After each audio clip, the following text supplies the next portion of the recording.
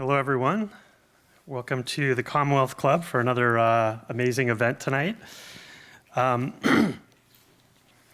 name is Ken Broad. I'm a longtime supporter with my wife, Jackie, and we're delighted to be sponsoring tonight's event and program along with USC Dornsief's Center for the Political Futures.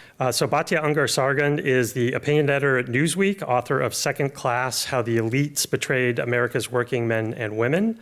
She's self-described left populist. I think we'll hear more about your ideological evolution over time. And her new book explores the critical divide over class happening in our country and asks important questions. Who is the American working class? She spent the last year researching this, traveling the heartland, so she has a lot of direct frontline research. And do they still have a fair shot at obtaining the American dream? Moderating tonight's program is Rachel Myrow, senior editor of KQED Silicon Valley News Desk. So please join me in welcoming both Batya and Rachel. Thank you, Ken. Thank you so much, Ken. I am so delighted to be here with Batya to discuss her new book, Second Class: How the Elites Betrayed America's Working Men and Women. And I thought I might just start by reading a line from early in your book that I think kind of sums it up. Having good wages and benefits and good conditions, being treated fairly and with dignity in retirement should not be only for Republicans or Democrats or red states or blue states. These are nonpartisan issues that should be for everybody. The fact that we are not, in a broader national sense, having that conversation in an election year, I think explains so much about why American politics is dysfunctional today. So Batya, I am so glad that you're here to have this conversation with us. Thank you so much. I'm so happy to be here with you. Thank you, Ken, and the Commonwealth Club. It's really an honor to be here, and thank you to all of you who came out here. I know this is going to be a really wonderful discussion. Thank you, and I'm excited to get into it. Well, let's get into it. You know, I cover business, have for, oh God, maybe a quarter century now, and you know, I edit labor coverage for KQED, and I'll tell you, a lot of the Americans I talk to, maybe most of them, describe themselves as middle class. And of course, this creates a bit of a muddle for a political discussion, because if everybody's middle class, then who's rich and who's poor or working class? And so I thought we might start by having you define terms. What do you mean when you say working class? It's a great question, and it's a really, really hard thing to define because, of course, there are cultural components and economic components and geographic components to how we classify ourselves as Americans. And then there's the fact that, as you say, even a lot of people who maybe we would consider working class would not themselves define themselves as working class. We don't have a very robust class consciousness in this country because this is a country that likes to think of itself as a classless society. Although, as I argue in the book, we really aren't anymore. There is a class divide in this country, and everything from how much money you make to how healthy you're going to be to how long you're going to live depends on which side of that divide you fall on. And so I use that dividing line as my rubric because I wanted to talk about that divide and how it's really grown into a chasm, essentially. And so in the book, you know, this is a clunky definition, I apologize for that, but the best definition for working class that I could come up with to describe one half of that divide, and then I'll tell you how I define the other half, but was people who work in a job that does not require skills you would learn in college, work full-time or want to work full-time or work more than full-time, and have been locked out of the top 20%.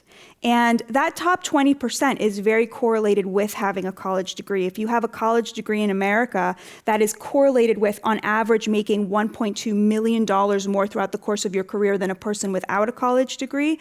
You are much, much healthier. People live longer, so mortality is now divided between people who have a college degree and people who do not. You're much more likely to be a homeowner, and you are much more likely to be insulated from the kinds of deaths of despair that we read about that are plaguing the working class. So I've got it here. Let's see. You mentioned $130,000 a year in your book as a sort of a dividing line. And, you know, granted, we live in a very weird bubble here in California, generally speaking, and the Bay Area specifically speaking, But I'm wondering whether the union member making 130 grand a year, let's say in Fresno, is really in the same bucket as the guy who's homeless, living out of a shopping cart, but going to work every day. It's a really important question.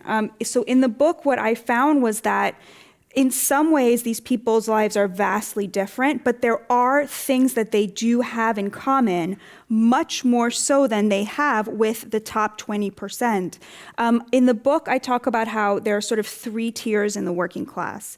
There's a top tier, which is, a union member in Fresno, of working class people who are living middle class lives. If you think about middle class as a standard of living, which is how I define it in the book, having the American dream, being a homeowner, being able to retire in dignity, your children having as many choices as you have had, and having adequate health care, right? This is sort of how most of the people I interviewed for the book would define the American dream, and how polls tell us most Americans define the American dream.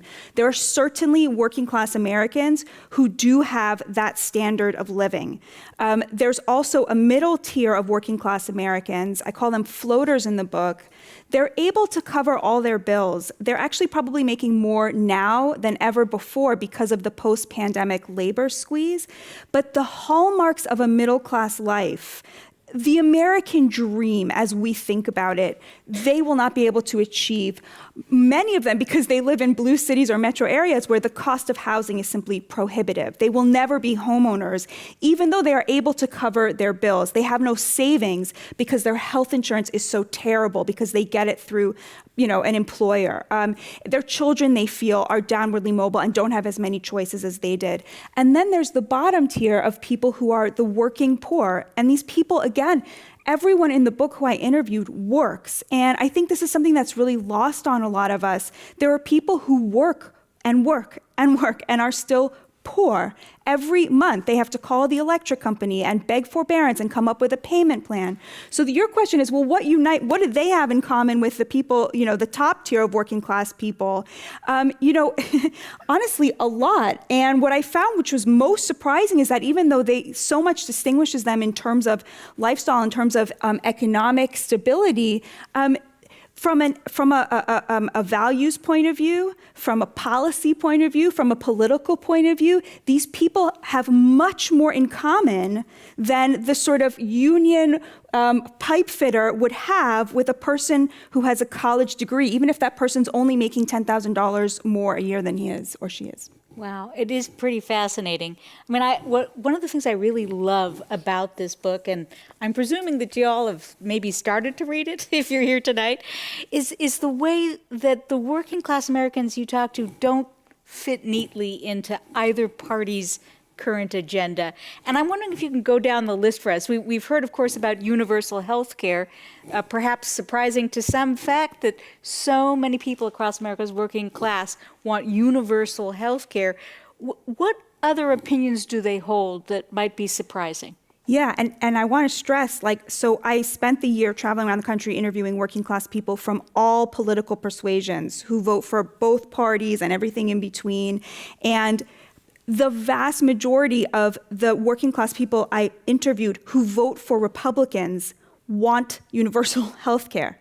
And this is totally lost on our political divide because we think so much in this right-left binary. But the argument I make in the book and argument that I'm going to make to you tonight is that's the wrong binary, because the real divide is not left versus right. It's the people in that top 20% versus the working class, because working class Americans by and large agree on the issues irrespective of which party they vote for. So working class conservatives who vote for Donald Trump want a universal healthcare option, or at least some sort of government-backed catastrophic plan. They cannot stand the fact that they work so hard with their bodies, and when those bodies break down, they cannot afford to see a high-quality doctor. But the Democrats that I interviewed want to severely restrict immigration, like in a big way, okay? So here we have, some of them voting for Republicans, some of them voting for Democrats, but they pretty much agree that we should have much less immigration and much more healthcare. And so you look at the parties and what are they doing, okay? You got one party that's, okay, let's restrict the border, but we'll never talk about healthcare except as a slur. And then you have another party that will talk about healthcare, but has really committed to this idea that, we should have a lot more immigrants. So for working class people, which party should they vote for? It's really a crapshoot, right? Because each party has one piece of their agenda and then is actively undermining the other one.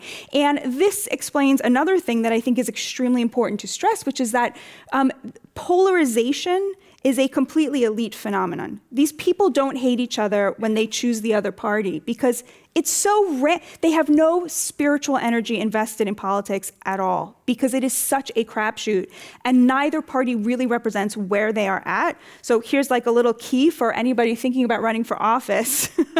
The first person to come out the gate and say, let's greatly expand access to healthcare and greatly restrict immigration is going to get a huge percentage of the vote.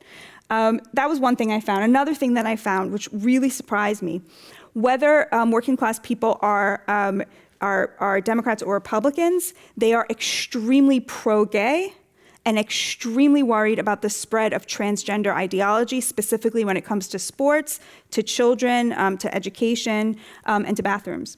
Okay, so the idea that there's an LGBT thing that connects gay people and trans people, that doesn't make sense to them at all. They think it's incredibly important to be tolerant of people's personal decisions. I met a lot of Christians who have a gay person in their life who they want treated with respect and who actually they want to find love and settle down. But even the liberals, in fact, even the gay people I interviewed who were working class were very worried about the transgender ideology. They don't see those things as connected the way that we do. Is that specific to geography? I mean, like a lot of the people you talk to are not in California, not in the West. Did you find that carried across the different regions of the United States? And it carries across the polling as well. So if 64% of Americans want transgender individuals to be protected from discrimination in the workplace and in housing, but only 17% think that a trans woman should be allowed to compete on a women's sports team. That's what I found, is just immense tolerance, radical tolerance for people's choices, but also, they're worried about this woke stuff. They don't vote on it though. And similarly with abortion, okay? You think of this issue as an issue that's like so polarizing or what have you. The vast majority of the women that I interviewed, they said to me, I'm against abortion. I would never get an abortion. It's against my religion. I think it's wrong. But I would never judge that woman for a choice she made. And I sure as hell don't want it to get banned because she might have to make a different decision than me. Just this like radical moderation, radical tolerance that again was backed up by the polling.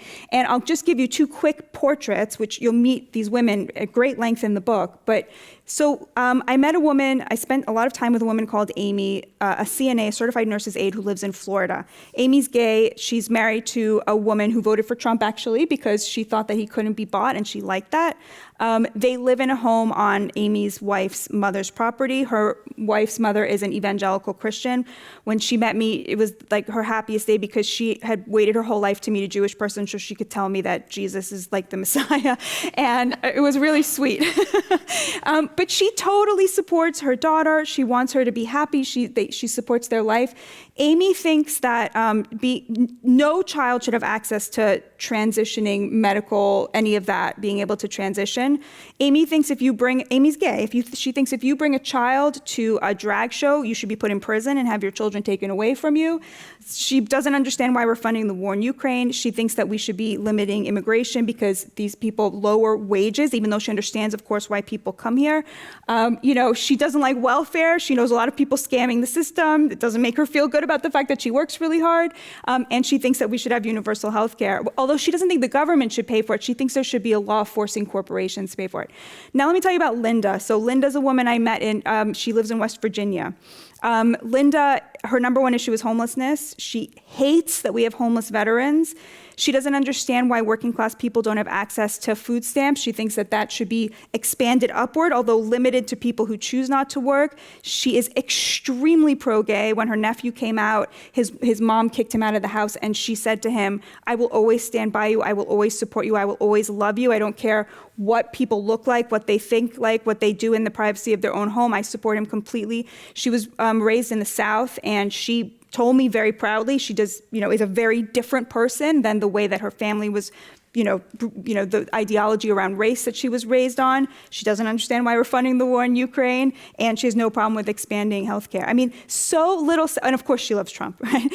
So little separated the views of these two women, even though if I had just said to you, Trump voting woman from West Virginia, a gay CNA from Florida, you probably would have thought these women have nothing in common, when the truth is they have almost nothing that distinguishes at least their political views about this world, about this. So one presumes politicians know how to read a poll. Why is neither party talking to these folks? Well, they haven't read my book yet, There you go. It's a really good question. So the Republican donor class only cares about one thing, which is tax cuts. So they really have no interest in these people. It's very clear that a lot of working class people who were Democrats 5 years ago, 10 years ago, 40 years ago, are really Trump's base. So they feel that he sort of is speaking their language. It's a funny thing I found, which is that there's only one thing that working class conservatives hate more than the Democratic Party, and it's the Republican Party. They really hate that kind of Chamber of Commerce, tax cuts, uber alles version of the Republican Party, which they feel pimps them out because they're socially conservative or socially moderate. I mean, they're not even really conservative anymore, but socially moderate. And they feel that, the elites in the Republican Party who support corporations and tax cuts and free trade and all the stuff that they hate, really had them hostage for a long time over the social stuff. But on the flip side, so you have, the reason the Republican Party doesn't want to talk about it is because they only care about tax cuts, and none of this, they love the open border. I mean, they pretend they don't, but they love the open border. Okay, you say that, but you also say that there's a split in both parties between the rank and file voters and the donor class. Yes, exactly. And it's what the donor class wants that gets listened to. Yes, 100%. So on both sides, you have a donor class that is directing the party away from this. It's 70% of the country, right? Like it is 70% of the country, and it's like in a democracy, you would think that would sort of have some purchase, and it has zero purchase because the donor class on either side, honestly, there's a lot of agreement between them, especially on something like immigration. You found skilled trades provide a pathway to the American dream for working class folks.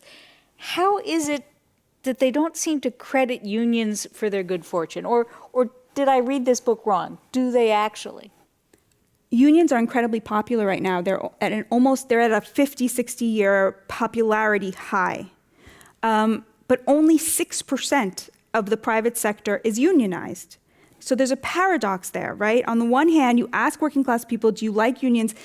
The vibes are good. Like, yeah, unions, they get good wages, they get good benefits, but they're not running to join them. There's not a real... Is it that, or are a lot of companies making sure that they're not running to join them?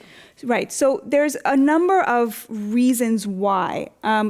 There's definitely union busting happening at certain corporations, but working class people don't recognize that. That's not the reason they would give. So I could say, yeah, of course, we've all seen it, it happens, right? But that's not the thing standing in the way.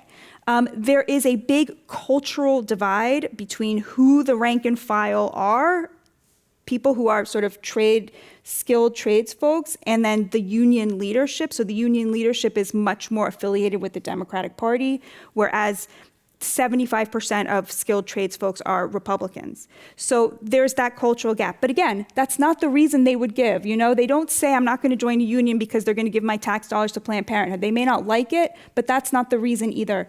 There are two things that I found to be very compelling reasons, and the ones that came up the most frequently. The first was American working class people work incredibly hard, and there is a real respect in this country for entrepreneurialism and effort. And there was the feeling that the union sort of creates a lowest common denominator and creates an upward limit on how far you can rise due to your own talents. And a lot of people don't they see that as, well, I won't be able to make more even if I'm really good at this job because there will be a limit there. In the South especially, there's this kind of right to work mentality, this like individualism. So that was something that I heard from people. But also, you have to understand, in the 1990s, when the Democratic Party did this 180 on immigration, we forget that in the 90s, it was the Democrats who believed in having a strong border because limiting the supply of labor is how you raise wages, right? It's like the most obvious supply and demand. And when the Democrats used to be the party of labor, that was a really big part of their agenda. In the 90s, this real 180 happened as the Democrats sort of stopped catering to labor as much and started catering more to college-educated people and to the dependent poor. And along with that reversal, the unions did the same reversal. So the unions before the 1990s used to be very against immigration and big on limiting immigration to protect their workers from all of this competition, which would lower their wages. They did this 180, and that was something that I heard a lot, was, they seem to be supporting the direct competition. And so how could they possibly be representing our interests when they have this whole view of, amnesty for 11 million people? Like, those are our competition. You're supposed to be protecting my wages from all of these people coming here from other countries. But I would argue, and perhaps this is something that other people of all economic stripes have noticed in this country. If you want to know who's really in power, notice what doesn't shift between administrations, what stays the same. And if immigration is unregulated, we're talking here at the low end versus, say, the skilled H-1B visas, that's a whole other discussion. But if immigration over the border remains unregulated, then somebody must be benefiting from it, right? And somebody must be whispering into the ears of whoever is in power in the White House, right? You only have to look at who's picking your salad and say, who gets rich off of this arrangement? It's obviously not the person who's picking the salad. It's obviously not the unionized farm worker. Yeah, definitely. Yeah. I mean, but it's not only who's getting rich. I mean, because the top 20%, the people with the college degrees who work in the knowledge industry, they like to rail against the billionaire class. And obviously, there's definitely a lot of reason for that. But if you compare 1971, which was the high watermark for working class wages, to today, the share of the GDP that is controlled by the billionaire class has not actually changed very much. So in 1971, the biggest share of the economy was in the middle. It was in the middle class, which is why people hearken back to that as, well, what went wrong after that? It's when working class wages started to sort of basically plateau and then in free fall if you take inflation into account. So that was when the largest share of the GDP was in the middle class. And today, the largest share of the GDP, contrary to what it's convenient for many of us who work in the knowledge industry to argue, it didn't move to the billionaire class. It moved to the top 20%. So the top 20% today, all of us making over $130,000 a year who work in knowledge industry jobs, we control over 50% of the GDP. So that middle class squeeze, it didn't actually go to the billionaires. It squeezed a lot of people who would have been middle class in the 70s into this top 20%, where we now control over half of the GDP and the vast majority of the political power, because of course those things go together. Having a strong middle class is sort of essential to democracy, right? So to me, and this of course in the immigration question makes a lot of sense, because you have to ask, like, it's not just who is employing the immigrants who work for less than an American worker, but who is consuming their labor. And it's the people who hire them to be nannies or to clean their homes or to do their landscaping, who would have had to pay an American a living wage in the 70s, and today really don't have to. I mean, in the 70s, a manicurist could afford to buy a home, right? It's really hard to remember that, because it seems like so inevitable that we would be paying $14 for a manicure that takes somebody half an hour to do, But it's not. It was not inevitable. It was the result of both parties abandoning labor, people who used to be able to have a living wage from these jobs and now can't because of so much competition. And if you just compare the percentage of the last time that we had this many immigrants in the country, 15% of the country, was the Gilded Age. Another time that is characterized by extreme inequality. And we've just allowed ourselves to be sort of sent right back to that. So here's a question. Trump rather, what a slip. Trump rather, he is very much individually and has also sort of led much of the Republican Party in this direction, gone on a very populist bender, promising all sorts of things to working class Americans, including, doing something about the border, redressing some of the worst excesses of the various trade agreements like NAFTA over the years, taking a tough line on China. But, there's what you say and there's what you do. There's what you promise will happen because of your policies, and then there's the likely actual direction of what happens if you get to roll out your policies. Did the people you talked to, did they grasp the distance between those two things? They didn't recognize it because to them, trade and immigration are really important. To us, I think trade, how often do we think about trade policy? But working class people think about trade a lot. They think about tariffs a lot because it directly impacts their life, If you don't have a cushion, if you don't have $400 for an emergency, which the vast majority of Americans don't, you're not wrong about the economy. You just can't be wrong about whether the economy is working for you or not. And so to me, to sort of say, the kind of what's the matter with Kansas, like to tell people who have $35 in their bank account that they're being bamboozled, and that can't you tell that Trump didn't actually help you? That's not very compelling to them because they really don't have a cushion to be wrong about that. And people say what did he do? All he did was immigration and trade. And it's immigration and trade are two of the biggest things when it comes to the economy if you're a working class person, because trade, of course, is going to have a massive impact. A lot of these people believe that the 70s was sort of, things started to take a turn when we started globalization, we started offshoring manufacturing jobs. The biggest share of the economy used to be in manufacturing in the 70s, 25%. Today, the biggest share of the economy is in finance, speculation, real estate, right? Industries where there's not a lot of sort of sharing the wealth with the people who work for you. Well, all right, I'll give you an example, right? Let's say that we close the borders, ka-chung, today, right? Probably one of the first things that's going to happen is that the price of labor is going to go up, right? Which is what you can imagine why that might be appealing to a lot of Americans. But on the flip side, when the price of labor goes up, so does inflation. And then that eats away at the pocketbooks of working class Americans. Do you think people grasp that?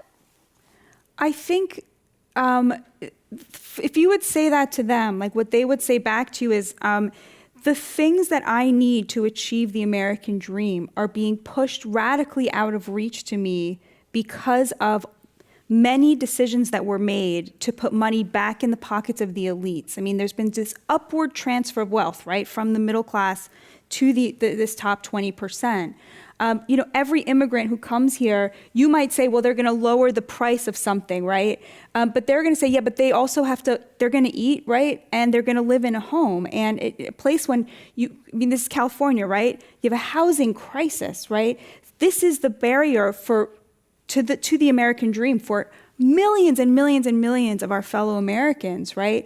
So yeah, sure, prices might go up on certain things, but they're going to be making more money and they're going to have access to a much more stable life. We made this weird deal where we said, we're going to ship your manufacturing job overseas, and in exchange, you're going to get, you can buy a flat screen TV every year for $75. It's like, well, I know, but I can't afford a home anymore. Where am I going to put it, right?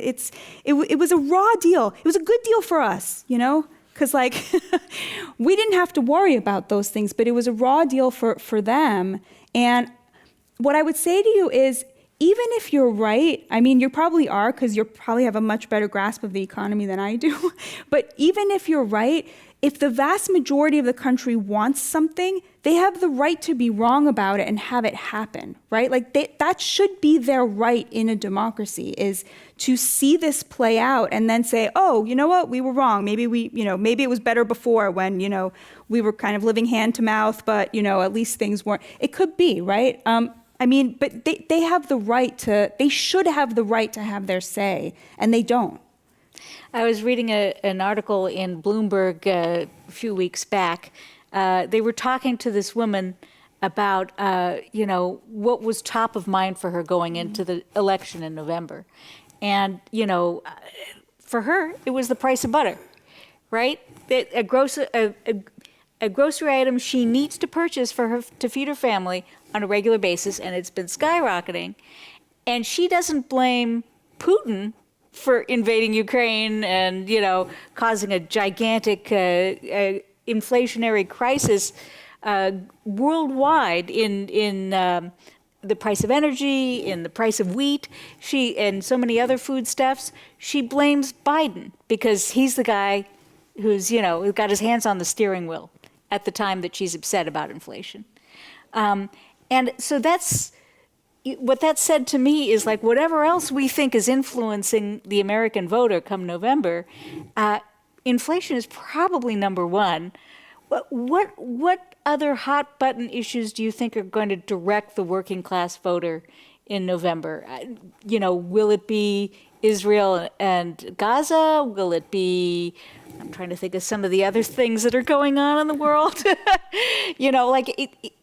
It seems to me that politicians are talking about one thing, but the working class voter is talking about something else. Yeah, I could not agree with you more. I think you're totally right. It's immigration, which for them is a proxy for wages, and inflation, right? Which is, they can't afford anything that there's a general feeling that Biden does not have control over the economy.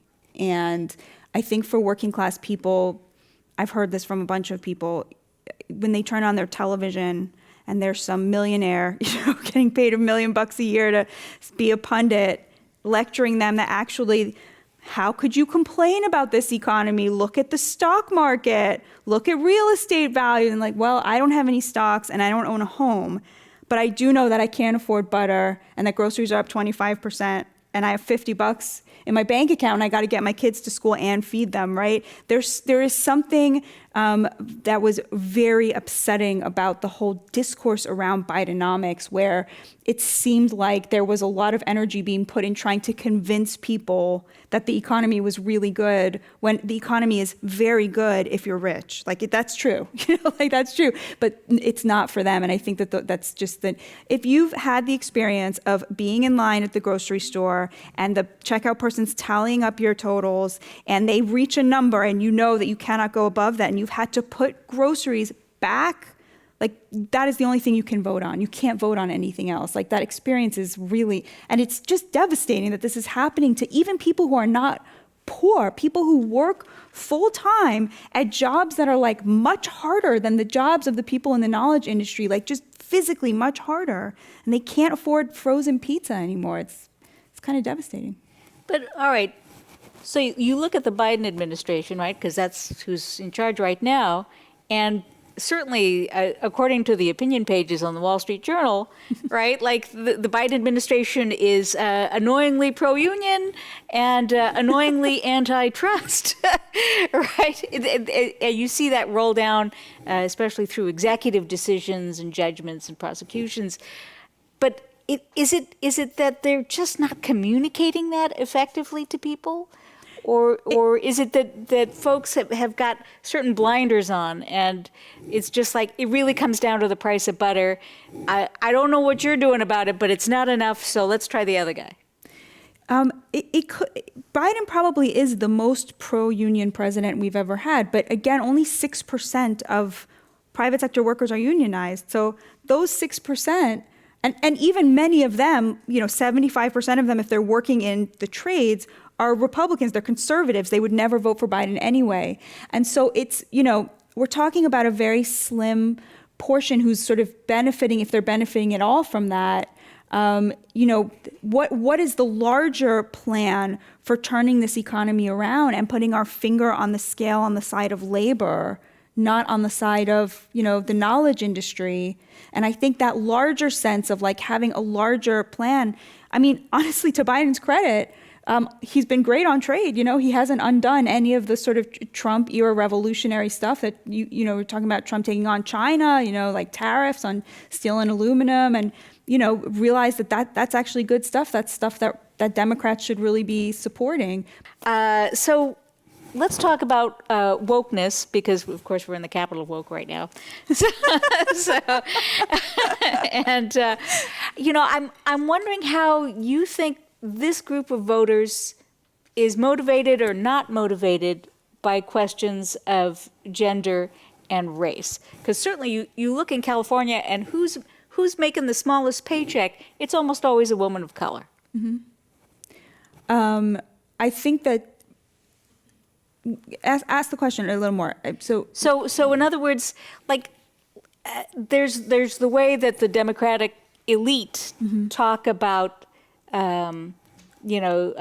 systemic racism in this country. There's the way the Republican elite talk about systemic racism. But how does it resonate or not resonate for the working class voter? Oh yeah, they don't connect to either of those narratives. Yeah, I think you really saw this in the Republican primary. You had Trump, and then you had Nikki Haley, who was the sort of pre-Trump version of the GOP, right? The kind of chamber of commerce, free trade, let's get involved in all these foreign wars, right?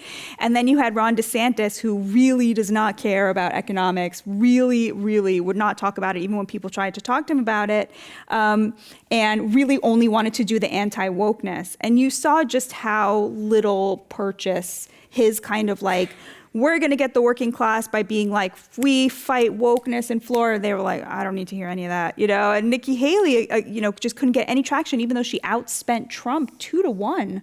I mean, talk about like a victory for democracy, right? I mean, even if you don't like Trump, that should give you a lot of hope. Like, people just showing up and voting can beat out someone who's outspending you 2-1.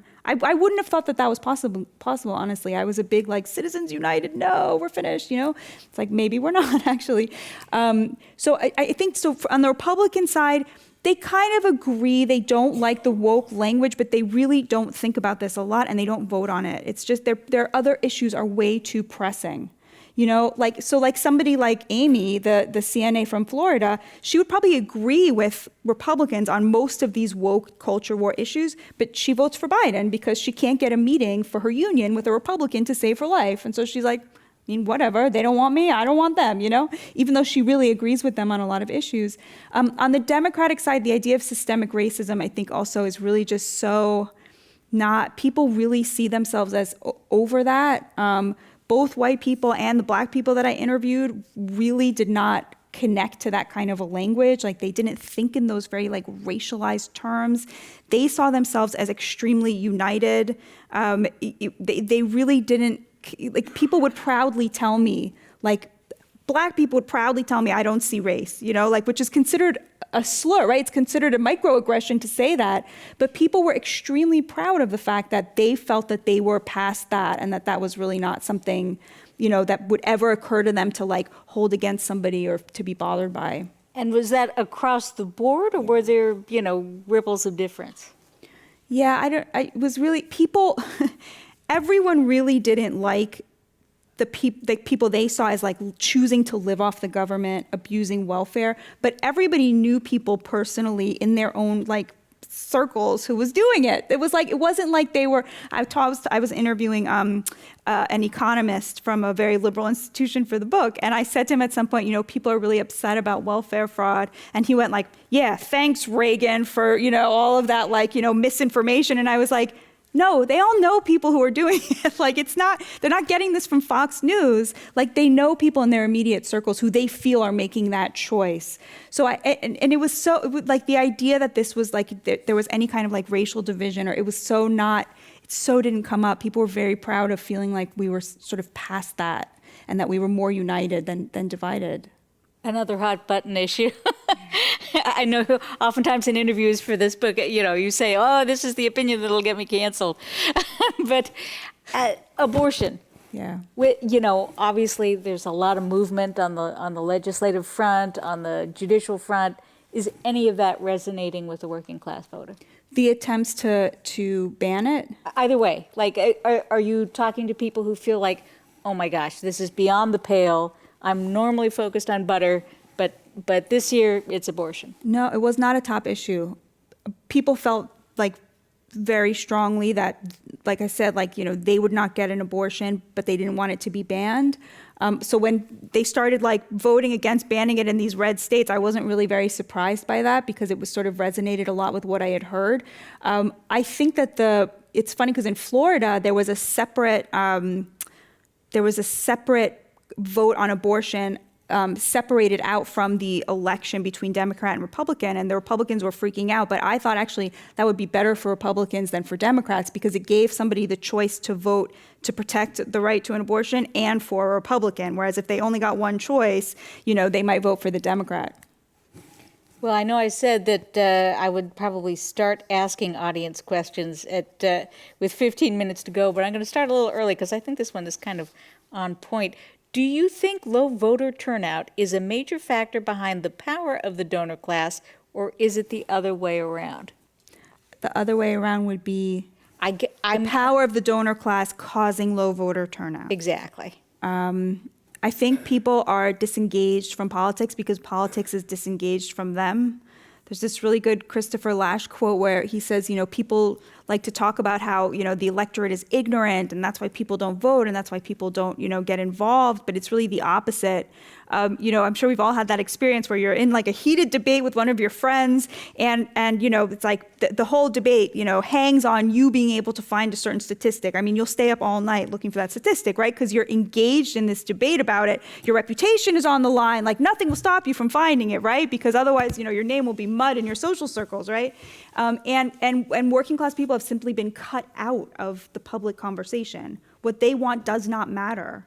And as a result, they're very disengaged. If there was a strong, I can only say this because the book is free, and so I don't have to worry about people buying it or not. But I think even if you hate Trump, he took on the Republican donor class. Like they hate him, and he still won. And so that even if you hate him, like that should make you feel like our democracy is really working because people showed up and voted and then a person won an election, And then it was reversed in 2020, like same thing happened. But like the donor class has power, but when someone can really speak to people and they feel like this is actually, he's talking about the things I care about, it can really like overturn things. And, I really feel like someone like John Fetterman gets that. I mean, I think he does not really seem to care what like everybody wants him to say. He's sort of like, no, actually, I had this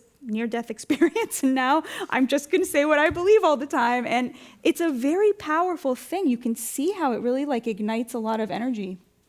But that said, right, you're talking about people who, for the most part, have a pretty long memory. Yeah. They do remember what happened in the 70s, the 80s, the 90s, the aughts, right? And the trend lines that we're talking about, the globalization of labor, all kinds of, the shrinking of the middle class, the expansion of the working class, these are trend lines that didn't really turn around with Trump version 1. Do they not remember the first 4 years? Or they figure he didn't have enough time to complete the program? So I think it's probably most people would agree that the economy was much better 6 years ago. That that the economy was in a much better place. We know that the bottom 25% of wage earners in 2019 saw a 4.5% wage increase. That would have been for the first time in 50 years. Whereas the top 25% only saw a 2% wage increase. So that gap, obviously it's more money if you're in the top 25%, but that. I mean, there was this little thing called the pandemic that happened in between that impacted things in a very huge way. Yeah, of course. Yeah. I don't mean to suggest that everything that's wrong with the economy right now is Biden's fault, but people had a lot more money in their pockets. And one thing that people brought up to me was, if you watch liberal media, if you turn on CNN, MSNBC, or if you go on, one of the things people often say is like, Trump had one signature, achievement, and it was the tax cut for the rich, right? I'm sure everybody's heard that. First of all, as we've been discussing, there were multiple achievements. I mean, turning the boat around on trade, getting rid of NAFTA was huge. I mean, NAFTA for many, many working class people was the beginning of the end. And so just getting rid of that and signing a much more pro-labor trade deal, and then having Biden keep his trade policy in place, meaning he really did turn that ship around. I mean, when he came in, there was really a handshake agreement between both parties on trade. And if you care about trade the way the working class does, that's a really big deal. But even the tax cut itself, it's true that the rich got the most absolute number because they pay the most absolute taxes, but working and middle class people got the highest percentage, which was between 15% and 25%. And that's what they remember. They remember getting money back in 2017, 2018. It's a big deal for if you're working class and living on a shoestring budget to get a 15%, 20% tax cut is a big deal to them. So I think, to me, I was much more interested in understanding from their point of view why they felt like things were better then and what was working. And I was really surprised that people could point to very specific policies that had been enacted and said, this helped me, this helped me, this helped me. This made me feel like my child might have a chance. And it was stuff that had happened, that was real, that I had not been aware of and had not, known about. I remembered the last hot button issue that I wanted to ask you about, and it's artificial intelligence. It obviously nobody really knows how it's going to play out, but one of the first predictions is it's going to gut a lot of labor. It was not so much on my radar. A few people brought it up. When we would talk about where like retraining and things like that, they were worried about big government investment in jobs that are not going to exist in 5 years. But honestly, just from what I can see, it just seems like it's our jobs that are most under threat. And I don't know that I have a problem with that. Yeah. The middle class is in real trouble. Or the folks who work with words, I suppose. Yeah. This person asks, what sense of hope or optimism was evident with the working class citizens you interviewed? And what were the pathways they believed would improve their standard of living while working labor-oriented, i.e. non-knowledge class jobs? Thanks for addressing. Great question. Thank you so much. The second half of the book is all proposals. So the first half of the book, you will meet the people that I met, some of them. I met a lot of people, but you will meet them and hear about their lives from their point of view, their struggles and their triumphs and their dreams and their hopes and their disappointments. And in the second half of the book, you will hear policy proposals that I either would talk to experts and then bring them back to working class people, or they would mention to me and we would talk about it some more, ways that we could improve their lives tomorrow. And it's just a series of fleshed out, totally nonpartisan policy solutions that would immediately make a really big difference to them. I'll go through a few of them, but in terms of, there was not a lot of optimism, but there was a lot of love for this country, and that kind of broke my heart because I do feel that we really have broken our contract with the working class, with the people who we really rely on to survive. We've made their lives unbearably difficult, and they still believe in this country. And there was something about that like truly broke my heart.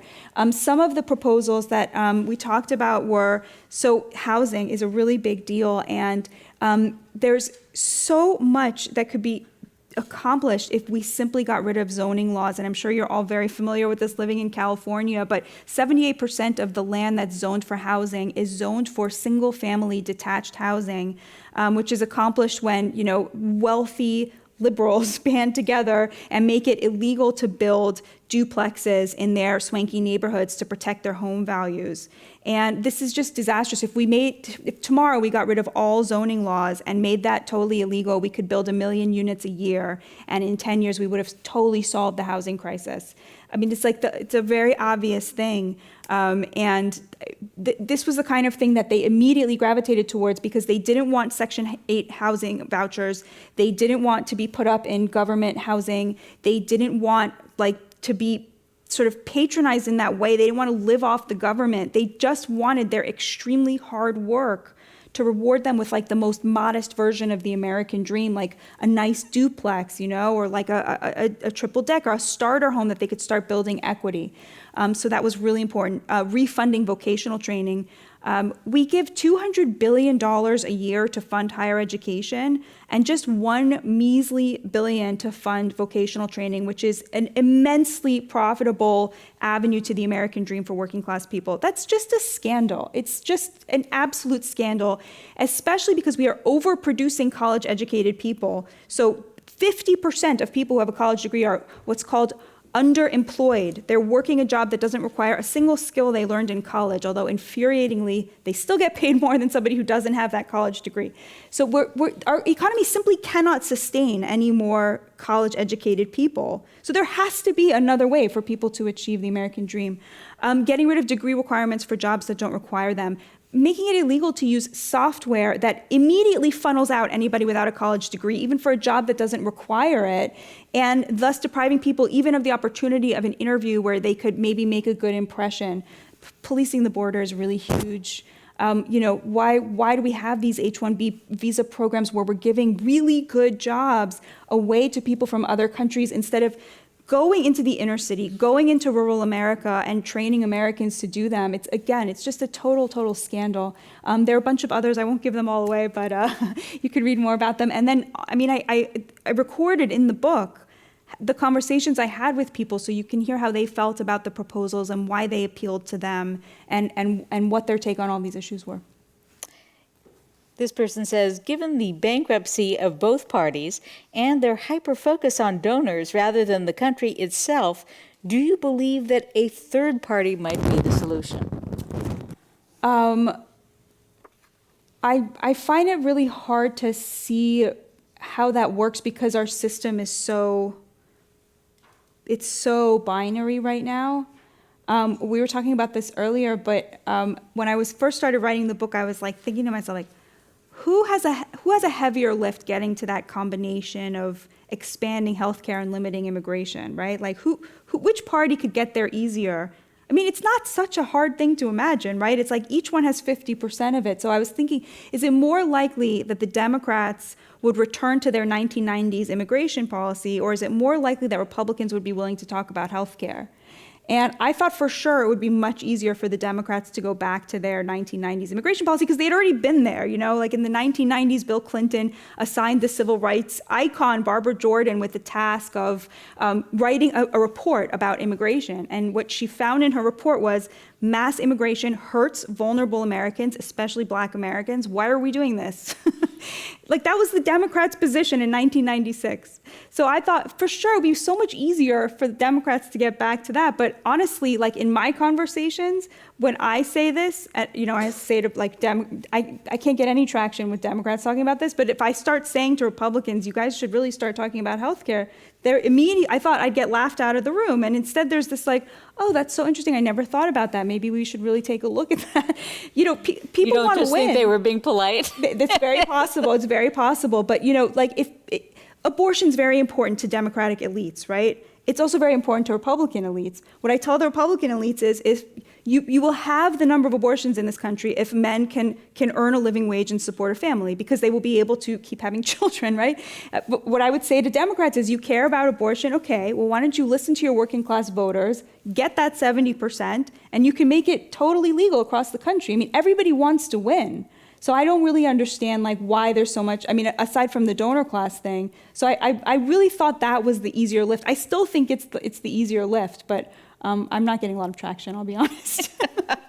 I don't know, they both look pretty impossible. This person asks, would deglobalization and a multipolar world order be a good thing for the working class? I don't know what a multipolar world order is, but deglobalization for sure. Reshoring manufacturing is extremely important. And the reason manufacturing is so important is because it's not like an accident that manufacturing jobs, making cars pays well and gives really good benefits and allows people to retire in dignity. It's because when you produce something that your fellow American is going to consume, what ends up happening, let's say a car, right? What ends up happening is there's an upper limit at the price point, but also the profits have to be reinvested in the worker because the worker is the consumer. And so you have an economy that's built around protecting labor, but also not sort of elevating prices because you have to have that balance. Your worker is your potential consumer, right? So that was sort of why the economy was so strong for the middle class in the 70s, as opposed to what we have now, which is that, the biggest sector is in finance, where basically all you're doing is arbitrage all day long, trying to get prices down for shareholders. And the worker is just a cog in this machine who you can keep endlessly paying less and less and less. I mean, Amy in Florida was telling me how the nursing home she works at was sold, and then it was sold again, it was sold again. And now it's managed by a management company that is owned by, I think it's a bank. And their big signature achievement over the last 5 years was they got down the price of feeding the residents in the nursing home to $1 a day per resident. I mean, can you even imagine what that food tastes like? Can you imagine? I mean, and it's both the resident, can you imagine getting to that age? And that's what you have to look forward to. But also Amy, this is a woman who spends her whole life gently turning over elderly people so they don't get bed sores, changing their diapers, just with dignity, treating people at the end of life in this way so that their family members don't have to do that. I mean, how is it possible that we have simply accepted that whatever we're doing is so much more important that she will never own a home? I mean, that she will never have adequate health care, that every year she spends the entirety of the savings she manages to cobble together, which is $3,500 on her deductible. How have we accepted as a society that that's acceptable? It does boggle the mind, especially given the recent pandemic. As we saw, a communicable disease doesn't respect state borders, political borders. It comes for everyone. What do working class people see as a solution to poverty? What are key aspects to consider for any potential solution from either yourself or interviews? They don't want handouts. They don't want welfare. They don't believe in redistribution. They don't feel entitled to somebody else's tax dollars, and they're not really interested in solutions that involve being given things. What they want is opportunity. I heard that over and over and over again. They want opportunity. They want upward mobility. They want the dignity that comes from working hard. And they really believe in working hard. There was this almost spiritual sense in which they talked about hard work. They felt that it was an inheritance they'd gotten from their parents. They remember seeing their parents get dressed every day to go to work, and they felt connected to them through their hard work, and they work really hard. And what they want is just opportunities. They want there to be a little bit more parity between the effort they put in and then what they get out of it. And you'll read in the book, the things they want are so modest. It brings tears to your eyes. There's one woman I interviewed, and she was like, if I could just get to $38,000 a year, I would be able to meet all of my needs without worrying. And it's just impossible for her because she does not have a college degree. And it's there's something about that that's just so heartbreaking to me. Were there any opinions you heard frequently in your interviews that you found uninformed or just wrong? Well, it's kind of not how I approach journalism. So I think, it was a book about whether working class people believe they have a fair shot at the American dream. So I would have to say there were no wrong answers because I was just trying to understand how they saw the world. I felt very humbled by a lot of it, both emotionally and spiritually, but also there were things there's a lot they taught me about the economy that I didn't know. So I'd say no, I don't think I found anything that they were wrong about, although I learned a lot that I had been wrong about. Well, along those lines, you are a political commentator. Going into this book, were there any ideas that got flipped upside down, thrown to the wind because of what you learned doing these interviews? I never, ever would have guessed that conservatives would have supported like a public option for healthcare. I was like blown away when I started noticing that. I didn't interview a single black man who was planning to vote for Biden, and at the time, I thought, wow, I'm really skewed in how I'm picking people because that's obviously like not. But now you're seeing a lot of that reflected in the polling, like just a lot of just disappointment in Biden and in the kind of paternalistic model of, we're going to raise taxes and we're going to take those taxes and we're going to give them to you and then you're going to have more. It's like that wasn't what people wanted. They wanted like respect and dignity for the work that they were already doing. And I think that's really hard for people on the left to understand because they think they're helping the little guy by redistributing money and giving them money, and that they really don't want that. They don't see themselves as poor. And I think that distinction is that what Democrats are doing, or is it that just the way it's perceived by people? I would say it seems pretty accurate, the paternalistic view. And I think it makes a lot of sense because if you think about the Democrats' base, their base is now the sort of college-educated and the dependent poor. And both of those groups are very well served by government and institutions, right? I mean, if you're poor, you're very well served. And if you're an elite who's gotten an education and multiple degrees, every institution has rewarded you, right? Has smiled upon you, has gotten you to this position where you're sitting kind of pretty. And so there's a lot of respect for big government and institutions, whereas if you're working class, you've been very poorly served by institutions. They don't really want paternalism. They don't want anything sort of given to them. What they want is autonomy.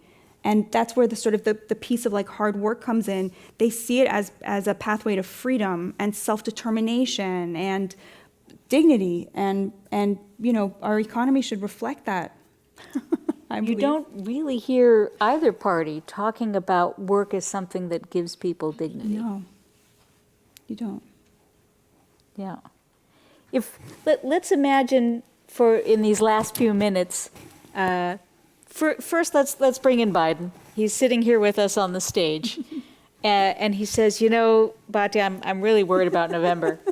What advice can you give me for how I need to operate and how I need to communicate to working class America in the next few months? Oh my God, that's like my turn this dream around. Scenario. If you're listening, Mr. President, I'm here. I think the first thing he should do is say, I was wrong about immigration. For the best of intentions, I wanted to help the most amount of people, but I see now that that's not where you guys are at, and I'm gonna institute some executive actions right away to police the border and to bring order to that whole process. I think that would be the number one thing, and I think that would have a huge impact. Because a lot of people really want to believe that he can turn this around, and there just seems so little appetite for it. I think that would have a huge impact. So I would start there, and I think that going after something like companies raising prices needlessly on food items, which has been happening. A lot of it is corporate profit. There's a lot of denial about that on the right, but Greedflation. Greedflation. I mean, having a real proposal for that, coming out the gate with that in a really big way, I think would go a really long way. And then on energy as well, a lot of the inflation is the result of the way that he talked about and handled, energy from the beginning. A lot of the sort of Green New Deal stuff, a lot of it that was in the Inflation Reduction Act has had a continuing impact on pricing. So it's very hard because, again, the elites in his party are like really attached to those things, but I would start there, Mr. President, if you're listening. All right, and let's imagine that we whisk the president away into a waiting elevator car, and then another elevator door opens, and here comes Trump. And he says, how am I doing? I would tell him to start talking about healthcare. He needs a healthcare policy. Honestly, I think he would be open to that. He seems sort of open to sort of breaking things, but yeah, I know I interviewed a lot of people who the one thing tethering them to the Democratic Party was healthcare, and if the Republicans took that seriously, I think Biden would be in even a lot more trouble. But like you said, it's hard to imagine either party kind of. Our thanks to Batya Ungar-Sargon, author of Second Class, How the Elites Betrayed America's Working Men and Women, the Ken and Jacqueline Broad Family Fund, and USC Dornsife Center for Political Future for supporting tonight's event. If you would like to help continue the Commonwealth Club's efforts in making virtual and in-person programming possible, please visit commonwealthclub.org/events. I'm Rachel Myrow. Thank you all, and take care. Thank you so much. Thank you, Rachel.